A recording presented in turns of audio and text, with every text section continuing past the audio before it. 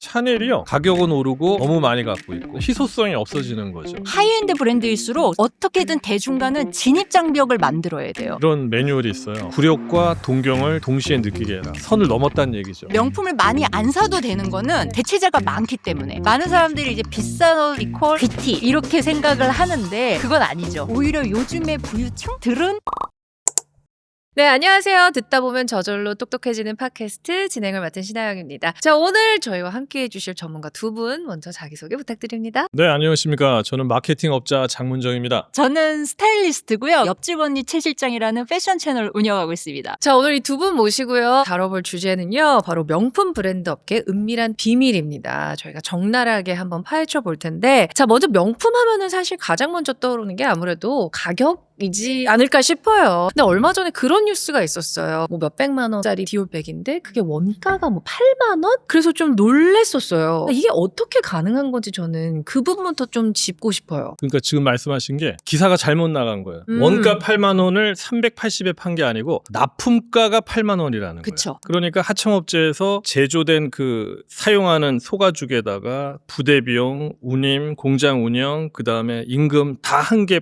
8만 원. 그러면 도대체 원가는 그쵸. 어디까지 떨어지냐. 네. 그래서 이거를 원가가 얼마냐고 물어보면 이게 저희 업계에서는 탁 잘라서 얘기할 수 없는 거지만 일반적으로 패션이 한 25에서 35 원가율이. 근데 명품은 2에서 5%. 2에서 5%. 그러니까 300만 원이면 한 6만 원에서 한 15만 원 정도를 보죠. 근데 사실 원가 대비 마진율이 많은 건 맞아요. 근데 원가가 그 몇만 원 수준인 거는 뭐 아이템마다 정말 그런 게 있을 수는 있겠지만 명품이란 단어 자체가 저는 마케팅적으로 정말 성공한 워딩이라고 봅니다.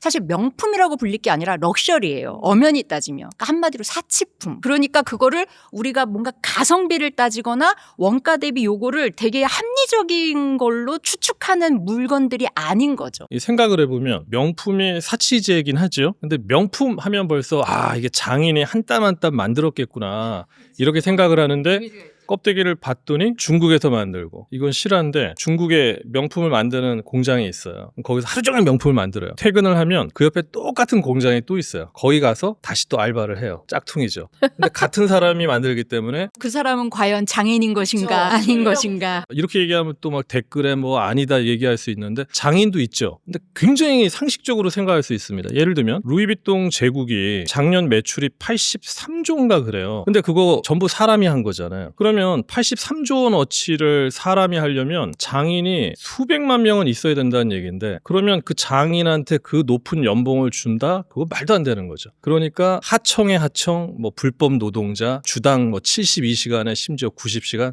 계속 일을 돌리는 거야. 이런 게 이제 부각이 되니까 요새 명품의 위상이 흔들리는 거죠. 이걸 어디까지 얘기해야 될지 모르겠는데 마케팅에 아주 묘한 게 있습니다. 법의 사각지대가 하나 있어요. 그걸 실질적 변형의 법칙이라고 하거든요. 어떤 걸 만들 때 실질적으로 변형이 가해진 것을 한 나라가 원산지다 이렇게 돼 있어요. 그러니까 뭐냐면 가죽을 가봉하고 뭐하고 다 재단하고 다 했어요. 중국에서 90% 이태리로 보내. 그럼 거기다가 지퍼를 달고 금장을 달고 로고를 박아요. 그러면 여기에 생명력을 부여했다. 실질적 변형을 가했다. 그러면 메이드 인 이태리가 돼요. 그러니까 소비자들은 메이드 인 이태리만 보고 이거는 이태리 장인이구나 이렇게 생각을 하는 거죠. 사실 우리가 이제 명품을 사면서 뭐 원가를 모르는 것도 아니고 장인이 만들지 않았다라는 걸 알고도 사실 계속 사고 또 심지어 매장에서 못 사면은 리셀가로 사고 그렇게 생각을 하면은 소비자들한테 결국에 중요한 거는 명품 로고 그게 가장 중요한 거라고 볼 수 있을까요? 네이밍. 그렇죠. 2012년 11월이었을 텐데 밀라노의 샤넬 협력 공장에 도둑이 들어왔어요. 들어왔더니 막 가방이 막 산처럼 쌓여 있잖아요. 완성품이. 트럭에다가 다 싣고 이제 가면 부자가 되는 건데 하나도 안 건드렸거든요. 스티커 가져갔어요. 스티커. 그 정품 스티커? 1년 번호 스티커랑 정품 인증 카드. 카드랑 시리얼 넘버랑 두 개가 매치가 돼야 정품이라는 주민등록인데 이거 3만 장 스티커 가져갔고. 와 진짜 똑똑하다. 진짜 똑똑한 거예요 이거는. 가방은 쉽게 만들거든요. 근데 이거는 복제가 안 되기 때문에 거기다가 붙이기만 하면 되는 거야. 그러니까 여기서 중요한 거는 가죽이라는 물성이 중요한 게 아니라 그 네이밍이 중요하다라는 거를 단적으로 보여주는 사례인 거죠. 그러니까 소비자들이 결국 사는 거는 정말 그 가죽 이 질감 너무 좋아 이거가 아니라는 거 이게 증명이 된 거죠. 혹시라도 이제 샤넬 가방 보시다가 일련 번호가 17로 시작하면 그거는 바보 된 겁니다. 아이고 괜찮아. 나만 모르면 되는 거야. 맞아요. 나는 적법하게 샀으면 된 건가?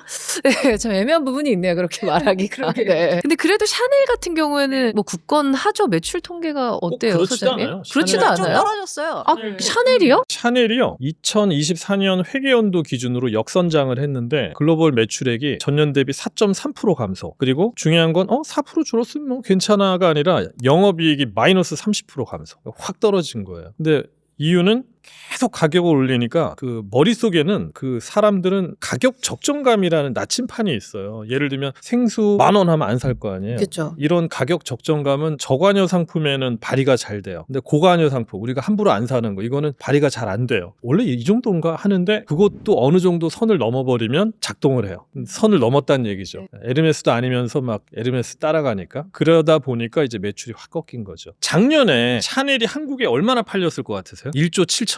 그렇게 많이 산다는 얘기예요. 도대체 샤넬을 누가 그렇게 1조 7천억이나 샀나? 너도 나도 이렇게 돼버리는 거죠. 근데 가격은 얼마나 올랐냐면 코로나 때 얼마나 올랐는지 아세요? 60% 올랐거든요. 그러니까 2020년에서 2023년까지 가격은 오르고 너무 많이 갖고 있고 그러니까 이건 희소성이 없어지는 거죠. 그러니까 이 가격이면 내가 에르메스로 가지 내가 왜? 이렇게 돼서 이게 많이 좀 추락을 하지 않았을까? 어중간해져 버렸잖아요. 실제로 에르메스 같은 경우에는 뭐 재고를 태운다면서요. 사실 그런 럭셔리 네. 브랜드들은 이 브랜드를 유지하는 게 진짜 중요해요. 그래서 하이엔드 브랜드일수록 사실은 너무 대중화되면 안 돼요. 그러면 가치가 떨어지거든요. 그러니까 가격도 계속 올리는 거고 어떻게든 대중가는 진입장벽을 만들어야 돼요. 그래서 너무 제품이 많아도 이게 급이 떨어지는 거고 한마디로 사람들 인식에는. 그다음에 가격이 낮아져도 쉽게 살 수 있으니까 점점 이거가 낮아진다 생각해요. 가치가. 그렇기 때문에 그거를 2월 상품으로 돌리거나 이러지 않아요. 그래서 물론 세일하는 브랜드도 있는데 노세일 브랜드들이 많을 겁니다. 그리고 에르메스와 샤넬 같은 경우는 온라인 판매도 하지 않아요. 그러니까는 재고가 남았다고 한들 결코 세상 밖으로 나가면 안 되는 거죠. 버버리도 태우고 샤넬도 태우고요. 믿기 어렵겠지만 보석 브랜드 까르띠에도 태웠고 타요?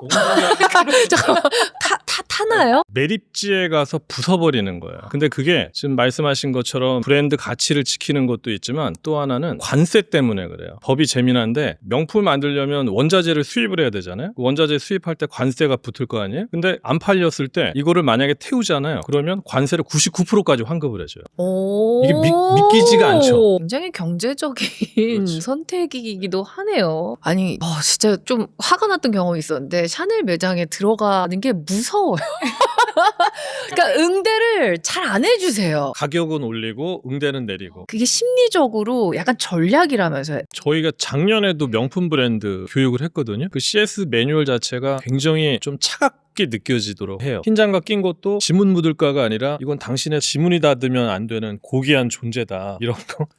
가방의 각도도 그렇고 이런 것들은 다 전략이죠 사실은. 모 브랜드 중에 이런 매뉴얼이 있어요. 굴욕과 동경을 동시에 느끼게 해라. 이 두 가지 심리가 작동을 하면 이 가격은 중요한 게 아닌 거죠. 내가 굴욕을 느끼는 순간 돈으로 그거를 증명하려고 하게 되고. 그런데 저는 사실 최 실장님 유튜브 채널이 너무 좋은 게 꼭 비싼 거를 사라고 하지 않고 그럼. 좀 저렴한 옷을 명품처럼 네네네네. 입는 컨텐츠? 네. 그쵸? 그 최 실장님 같은 전문가분들은 굳이 백화점 안 가시죠? 뭐 시장조사차 가기는 합니다. 뻔질나게 다니긴 하는데 실질적으로 구매하는 거는 생각보다 별로 없기는 해요. 사실 퀄리티나 디자인에서 여기만 할 수 있는 퀄리티라면 저도 비용을 치러요. 근데 명품을 많이 안 사도 되는 거는 대체재가 많기 때문에 그 대체재를 찾을 수 있는 눈이 있으니까는 300만 원처럼 보이는 룩은 만들 수 있는 거죠. 한 30만 원으로. 근데 요즘 사람들이 전반적으로 백화점에 좀 안 간다고 하더라고요. 작년에도 롯데백화점 마산점 문 닫았고 현대 다큐브 시티점 문 닫았고 재작년에 그랜드 또 한 군데 문 닫았고 근데 한국만 그런 게 아니고 외국도 그래. 수수료율을 많이 얘기하는데 전문가들이 수수료가 너무 높다 하는데 그건 틀렸어요. 왜냐하면 백화점보다도 수수료 더 높은 데 있거든요. 홈쇼핑. 홈쇼핑보다 수수료 더 높은데 면세점. 딱 몇 프로다 얘기할 수 없는데 평균적으로 면세점이 43.2%. 근데 그 밑에가 이제 홈쇼핑 27.7%, 백화점이 19.8% 뭐 이렇게 얘기하거든요. 근데 문제는 품목이나 브랜드 규모에 따라서 아주 이게 극명합니다. 그리고 또 하나는 고정비가 사실은 백화점이 많이 나가요. 그러니까 수수료뿐만 아니고 그 외 여러 가지 부대 비용들이 있는데 프로모션 비용부터 인테리어 비용 이런 거는 사실 다 브랜드한테 다 전가시키거든요. 근데 요새 정보가 너무 투명해지다 보니까 다 검색할 수 있고 대형 유튜버들이 계시면 또 다 정보를 다 얘기해 주잖아요. 소비자가 바보가 아니니까. 그래서 이제 쇼루밍이라고 조사는 백화점에서 보고 거기서 대우받고 설명 듣고 거기서 에어컨 바람 쐬고 다 한 다음에 플랫폼에서 사는. 약간 이거 보고 탈의실에서 검색하게 되긴 하더라고요. 근데 소비자 입장에서 네. 그게 1, 2만 원 차이가 아니니까 뭐 적게는 몇십만 원 차이에서 100만 원, 200만 원 차이 나는 경우도 있어요. 그런 럭셔리 브랜드는 분명히 그 가격 차이가 너무 심하니까 특히 우리 젊은 친구들은 또 이거 잘하잖아요. 그러면 서치에서 나오면 결국은 싼 거 사는 게 합리적이죠. 저는 또 그러니까 생각나는 게 아울렛 쇼핑. 기분 전환산을 가면은 와 아울렛은 그 할인율이 막 30%도 없어요. 막 50, 60, 70 막 이렇잖아요. 제가 한번 아울렛에서 막 70% 할인을 받고 니트를 산 적이 있어요. 얼마나 뿌듯했겠어. 나는 정말 합리적인 소비자야. 와, 70%. 그런데 그거를 당연히 이제 70% 할인이라는 거에 혈안이 돼서 탈의실에서 안 찾아본 거예요. 찾아봤어요. 그 가격보다 더 싼 거예요. 원래 가격이 높지 않았던 거예요. 외국 사이트에서. 그러니까 뭐 예를 들어서 100만 원짜리 제가 70% 할인받 30만 원에 샀으면은 원래 그 외국 사이트에서 100만 원이 아니고 뭐 한 60만 원인가 50만 원이었던 거예요. 그런 경우 있어요. 기본적으로 정가 자체를 내가 백화점에서 본 정가가 100만 원이면 애당초 정가가 뭐 140으로 돼 있어. 그러면서 세일을 이만큼 해가지고 한 70에 나와 있는 것처럼 표기되는 경우도 꽤 있어요. 그리고 또 아울렛이 저희는 이제 변종 괴물이라고 전종 부르는데 괴물이요? 백화점 근처도 못 가본 애들이에요. 그러니까 아울렛으로 빼는 거예요. 애초부터. 아 아울렛용 상품을 또 따로 만든다는 얘기도 있던데. 타밀 피거 대표적으로 폴로 이런 데들이 제일 많이 하는 거거든요. 그러니까 다운사이징으로 조금 낮춰서 애초에 아울렛용으로 가는데 매출은 나와야 되겠고 브랜드 가치는 지켜야 되니까 그 모델로 나가는 거죠. MD가 기획할 때부터 요거 498로 갈 겁니다. 단추는 플라스틱으로 바꾸시고요. 한 땀씩 낮추시고요. 해놓고 거기다 거는 거예요. 근데 모든 브랜드가 그런 건 아니고 일부 그렇게 하는 데들이 있고요. 국내 브랜드들도 그런 데가 좀 있다고 들었어요. 근데 아울렛을 잘 이용하면 좋기는 좋아요. 근데 아울렛 이용할 때 그래서 저는 즐겨 찾는 브랜드가 뭐냐면 유행 크게 안 타거나 컬렉션마다 이렇게 확 트렌드에 너무 반영 안 하는 제 갈 길 가는 브랜드들 있잖아요. 그런 데들은 사실 아울렛에서 훨씬 더 저렴한 가격으로 사면은 연도를 타지 않죠. SPA 브랜드 같은 데 가면은 네. 또 굉장히 좀 쉽게 사게 되잖아요. 그런데 이렇게까지 많은 옷을 매 시즌마다 내가 사는 게 환경을 위해서 맞을까라는 생각도 들고 뭐 그런 얘기가 있잖아요. 청바지 한 벌을 만드는데 뭐 8,000리터의 물이 뭐 사용이 되는데 이거를 뭐 환산을 하면은 한 사람이 7년 동안 마시는 물의 양과 같다. 그렇다면은 청바지를 한 시즌 입고 버리고 한 시즌 입고 버리고 근데 그것도 양심의 가책을 좀 덜겠다고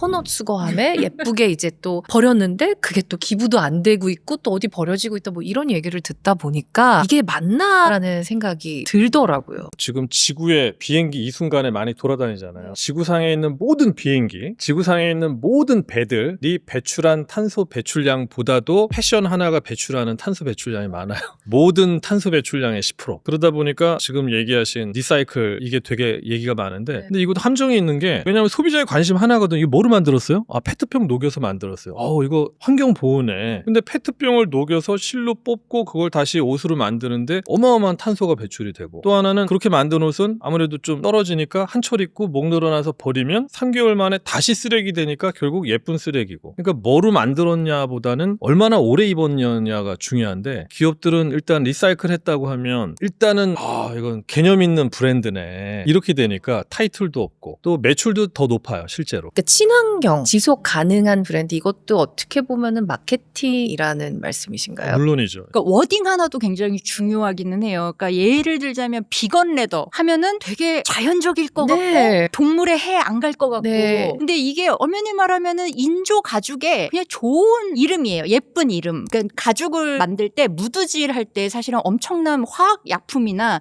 이런 것들을 써요. 이런 것 때문에 사실 오염도가 많이 이제 해악이 있긴 있습니다. 그래서 이런 거에서 생산 과정에서도 되게 뭔가 클린할 것 같고 그렇잖아요. 근데 이게 어떻게 보면 인조 가죽을 다 그냥 통칭하는 말처럼 돼버렸어요. 그래서 우리가 기대하는 진짜 뭔가 좋은 의미, 뭔가 이렇게 식물성을 쓰거나 최대한 환경 오염을 덜하는 그런 제품은 베지터블 가죽이나 뭐 다른 또 이름들이 이렇게 세세하게 나눠지는데 비건 레더라고 통칭이 되면서 마치 굉장히 환경적으로나 뭐 동물 이런 거에 있어서도 조금 더 이제 자유로운 것처럼 느껴지죠. 그러면은 그 인조 가죽 그게 그러면은 진짜 가죽에 비해서 그러면 또 합리적인가 그것도 생각해 볼 필요가 있는 게 어쨌든 인조 가죽은 석유 베이스예요. 그러면 이게 썩지도 않아. 그리고 이런 인조 가죽들은 오래 내가 갖고 있으면 부식돼서 부서져요. 그런 거 경험해 본 적 없어요? 갈라지고 부서지고 어떤 건 쫙쫙 붙어. 아, 맞아요. 쩍쩍 네. 붙는 거 있어요. 맞아요. 그래서 이런 거는 오래 쓰고 싶어도 오래 쓰기가 쉽지 않습니다. 그러면 그렇게 따지면 차라리 진짜 가죽 제품을 오래오래 그리고 또 가죽은 제품에 따라서 낡으면 낡은 대로 또 그 멋을 더하는 것들도 있거든요. 그러니까 과연 진짜 가죽 쓰면 나빠, 비건 레던 좋아, 착해 이게 아니라는 거죠.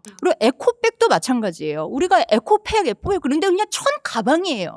천 가방이 어떻게 에코가 돼? 동물 보호하고 환경 보호할 거면 안 만드는 게 제일 좋아요. 근데 이게 사실 만드는 입장, 파는 입장에서는 최대한 좋게 포장하는 게 마케팅 아니겠습니까? 그러니까 이런 거에 있어서 사실 워딩 하나 이런 것도 다 이렇게 규제가 들어가야 되고 이거를 잘 볼 수 있는 소비자들도 눈을 확실히 키워야 돼요. 뭐로 만들었냐보다도 얼마나 많이 만들었냐가 사실은 중요한 거니까. 모든 건 맞아요. 과잉 생산 문제인데 또 소비자도 너무 많이 사고 쉽게 버리는 것도 문제란 말이에요. 맞아요. 이게 그 헌옷수거함 연말 되면 넘쳐나잖아요. 근데 이게 다 기부가 되는 게 아니라면서요. 어디로 가는 1%, 거예요? 그러니까 실제 재사용되는 거. 나머지 99%는 매립자. 저는 이제 패션업에 있는 사람으로서 막 그런 댓글들을 가끔 봐요. 패션이 얼마나 환경에 해악인 줄 아느냐 뭐 등등등 이런 말. 그래서 그런 의미에서 저는 뭐 이렇게 테무 이런 거에선 소비를 안 합니다. 한동안 테무깡 이게 컨텐츠로 되게 유행했거든요. 얼마나 쓰잘데없고 형편없는 게 오는가 너무 재밌잖아요. 근데 소비자분들도 그런 건 좀 지양해야 돼요. 쉽게 사고 아니네 그냥 버려버리거나 물렸다고 금방 버리거나. 그러니까 한 번 살 때 신중하게 사시고 한 번 산 옷을 아끼면서 오래오래 입는 게 사실 필요해요. 그러면은 전문가의 눈으로 보셨을 때 옷이 많다던가 아니면 비싸던가 이런 거 말고 뭔가 그 사람을 정말 귀티 나게 보일 수 있는 좀 그 결정적인 기준이 뭐라고 생각하세요? 많은 사람들이 이제 비싼 옷 이퀄 귀티 이렇게 생각을 하는데 그건 아니죠. 그거는 그러니까 저 제품 하나 이런 걸로 되는 건 아니에요. 그러니까 그 사람이 딱 봤을 때 그 스타일, 이미지 그게 이제 전체적으로 아우러져서 이렇게 보여져야 되는 거죠. 옷 빼고 다른 걸 얘기하자 그러면 딱 봤을 때는 잘 관리된 피부, 머릿결 뭐 사실 이런 것들이 오히려 더 중요해요. 왜냐하면 명품은 비싸도 내가 어쨌든 돈 모으면 그거 살 수 있거든요. 근데 피부나 몸매나 뭐 머릿결이나 이런 것들은 오랫동안 내가 관리할 시간과 돈이 있다는 거라서 오히려 요즘의 부유층들은 잘 관리된 나로 증명을 하는 거죠. 사실 진짜 고민돼요. 매번 이 옷을 살 수도 없고 또 사는 것도 안 좋다고 이렇게 느꼈으니까 조금 최 실장님께서 나이대별로 명품 없이도 많은 옷을 소유하지 않아도 귀티 나게 보일 수 있는 팁들을 주시면 좋을 것 같아요. 그러니까 20대, 10대 친구들은 싸도 좋고 조금 싼 티나도 좋아요. 그냥 이것저것 유행하는 것도 많이 입어보고 그러면서 자기 스타일을 조금 찾아가야 되는데 이제 30, 40대 이후가 되면은 너무 싼 티 나는 거 그런 걸 좀 잘 걸렀으면 좋겠고 그리고 스타일적으로 봤을 때는 사실 저는 나이에 이렇게 패션을 국한하라고 하지는 않지만 너무 앳돼 보이는 스타일의 옷이거나 너무 날티나는 옷 이런 거는 조금 피하면 좋지 않을까. 예를 들어 이런 거죠. 저도 이제 지천명을 곧 눈앞에 둔 나이인데 되게 막 짧은 테니스 미니스커트에 양갈래를 묶고 그게 어울리겠어요?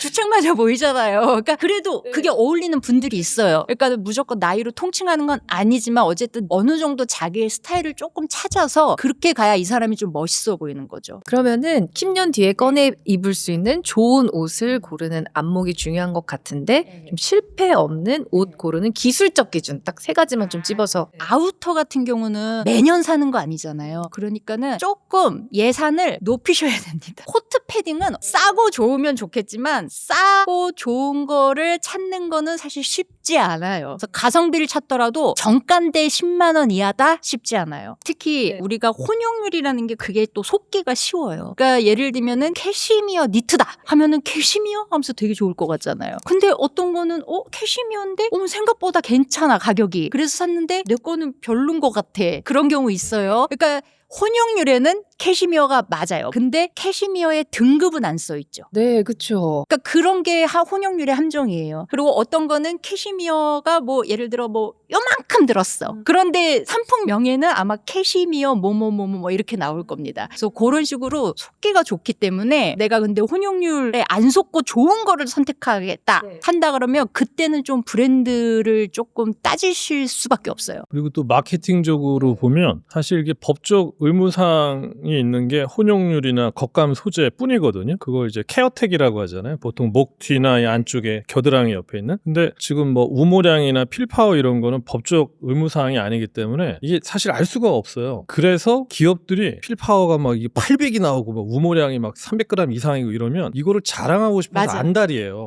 어딘가에다 적어요. 보통 아. 왼쪽 소매 안쪽이나 아니면 종이 태그에다가 필파워 800 자랑을 안 할 수가 없어. 근데 그건 뻥치면 안 되거든요. 아하. 아니면은 고객센터에 전화를 하는 방법도 있는데 고객센터에 원래 알려줄 의무가 있거든요. 전화해가지고 이제 필파워 수치가 얼마나 돼요? 그러면 기준치 이상입니다 하면 이건 그냥 믿고 걸러도 돼요. 그러니까 형용사로 얘기하는 뭐 많이 들었어요, 네. 따뜻해요, 뭐 이런 거는 걸르고 이거는 800입니다, 얼마입니다 얘기하면 이거는 믿을 수 있죠. 굉장한 팁인데요, 이거는. 그러니까 결국에 이야기를 나누다 보니까 옷을 잘 입는다. 이거는 뭔가 남한테 보여주는 거라기보다 그냥 나를 어떻게 사랑하고 나를 어떻게 관리하는 그런 좀 방법인 것 같아요. 그래서 마케팅 상술에 휘둘리지 않고 내 돈과 품격을 동시에 지키는 현명한 쇼핑 철학이 있다면 두 분 한 말씀씩 부탁드립니다. 마케팅의 희생 제물이 되지 마십시오.